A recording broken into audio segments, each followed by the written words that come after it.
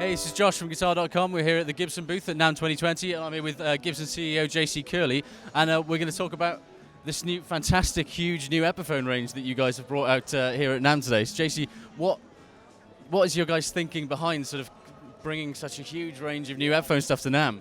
Well, I mean, everyone thinks that, when it comes to Epiphone, it's Gibson's little brother, you know? It's actually Gibson's older brother. It was 1873 Epiphone started, and then Gibson came in 1894, so it had about a 20-year jump on Gibson back in the last century. But, I mean, Epiphone is synonymous with being sort of very authentic, but also very accessible for people. So we know we've got momentum and energy on Gibson. We said, well, why wouldn't we take that energy and have our Inspired by Gibson Epiphone range, but also go back to some Epiphone originals? So that's what we've been up to, and I think what we're seeing in the last few hours is an indicator of the momentum for Epiphone. We're off to a really good start.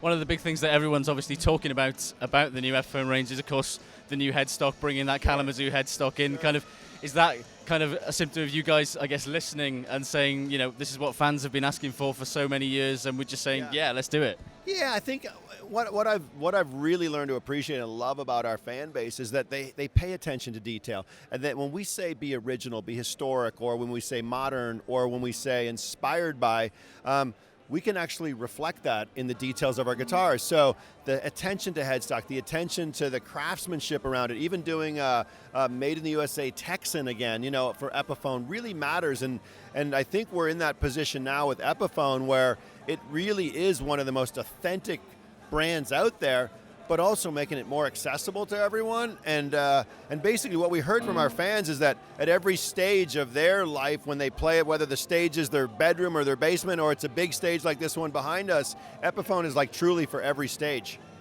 Obviously, you kind of mentioned the making Epiphone guitars in the USA with the Texan. Is that something that you think you guys are going to sort of expand over the coming years, or is it something that you're going to still be very kind of considered about? Yeah, I think it's always to be considered. I mean, you know, when it comes to trying to drive the accessibility of Epiphone, we have to make sure that we are true to that commitment and promise, you know? And if you're going to actually invest in a guitar that Paul McCartney wrote yesterday on the Texan, expect for that to be at that price. But, you know, I go just back to when I was a kid. I grew up in a music family, and my mother always played Epiphone.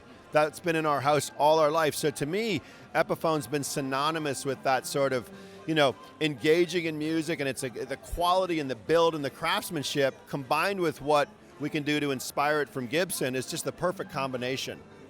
One of the big things that I've noticed about the new Epiphone range is that you've kind of aligned it almost with what you did with Gibson. So you've got the modern collection, you've got the original collection. Is that sort of more joined up thinking between Epiphone and Gibson? Sort of, do you think that's going to be the way that you guys are going to move forward with it, and the way that you guys are going to sort of move people through from Epiphone, I guess, to Gibson eventually?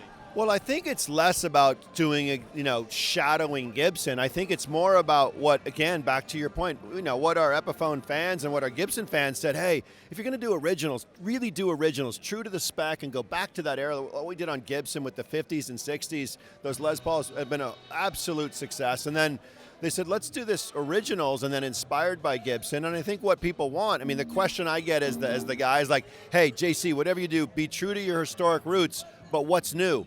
And when you separate it into an originals and a modern, you can say originals are true to the heritage. What's new is we're bringing modern solutions for guitarists, and that allows us to go down two different paths, but it all ends up in one brand called Epiphone or a brand called Gibson.